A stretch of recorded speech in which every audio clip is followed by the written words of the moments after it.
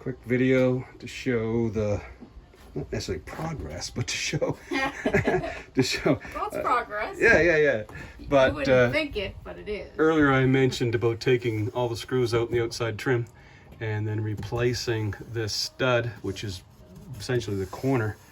And there's the new one in right down on top of new sills. On this side, it's a good visual of what it looks like, all the junk cleaned out of the corner and staples pulled out. I left the corner on the outside with the silicone on just to kind of hold this from flapping, because otherwise this corner would be flapping in the wind.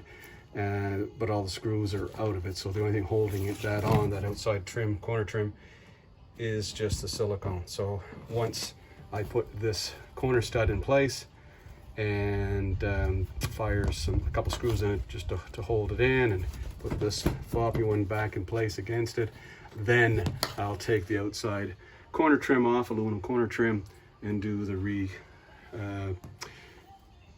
recocking. That's going to be cocked, but it's also going to have butyl tape put on it as well, because there's the old butyl actually sticking right through, all dried and hard.